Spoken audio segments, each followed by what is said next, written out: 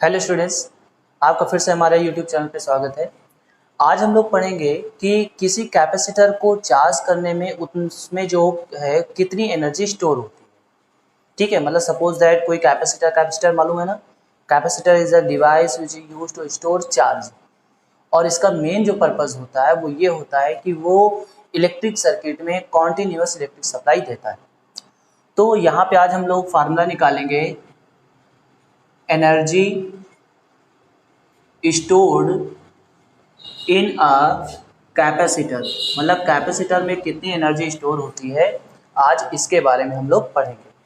ठीक है, तो शुरुआत में कुछ चीज़ें मानी जाती हैं, एज यूजुअल हम मानेंगे। जैसे हमने मान लिया कि लेट अ कैपेसिटर हैज़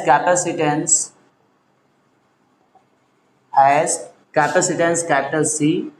ठीक है, मान लिया कि किसी कैपेसिटर का कैपेसिटेंस कैपिटल सी है। अब जब हमने उसको स्मॉल चार्ज डी क्यू दिया तो हमने मान लिया कि उसका पोटेंशियल जो है वो वी हो जाता है। ठीक है, तो let the capacitor given small charge D Q. तो देखिए यहाँ पे सबसे पहले हम निकालेंगे कि जब ये डी क्यू चार्ज दिया गया तो इस पे डी क्यू चार्ज देने में कितना वर्क करना पड़ा। तो हमें पता है कि डी क्यू चार्ज देने में suppose that D W work करना पड़ा, तो डी डब्ल्यू होगा we into D Q.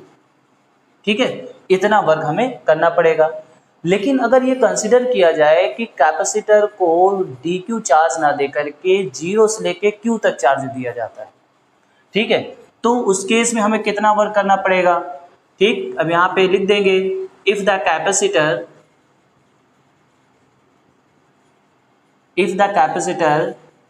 Is given charge from zero to small Q, मान लीजिए स्मॉल क्यू तक चार्ज उसको दिया जाता है, तो जो टोटल वर्क डन होगा, भाई देखो जितना हम काम करते हैं वही उसमें एज एनर्जी स्टोर होता है।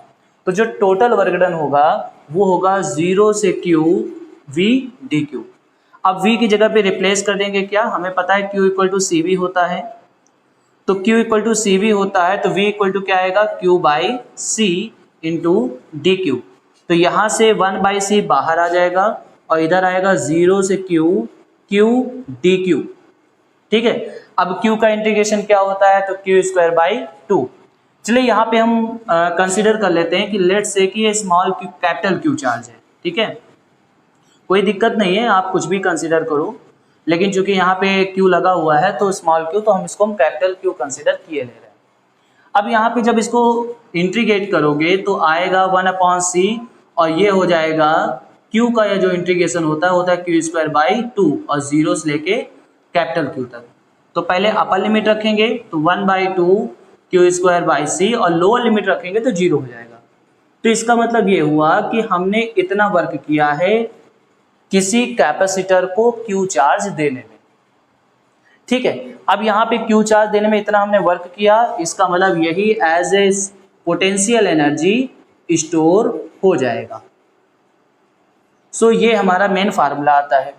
अब हम जानते हैं Q equal to C V भी होता है, तो सोचिए अगर हम रख दें put Q equal to C V, तो जब यहाँ पे Q equal to C V put करेंगे तो बताइए आ जाएगा सी स्क्वायर वी स्क्वायर, तो एक सी से एक सी कैंसिल आउट हो जाएगा, तो यहाँ से आएगा U equal to half C V square, जो सबसे ज़्यादा फार्मूला यूज होता है।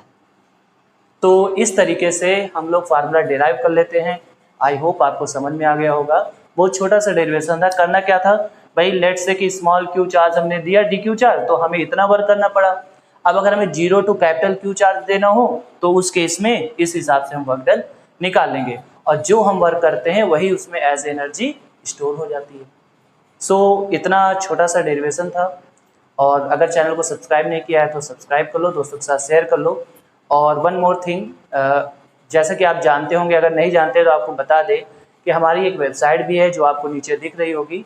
उस वेबसाइट पे जाके आप कुछ स्टडी मटेरियल्स भी डाउनलोड कर सकते हैं, क्विजेस है जहाँ पे आप अपने आप को चेक भी कर सकते हैं। So have a good day.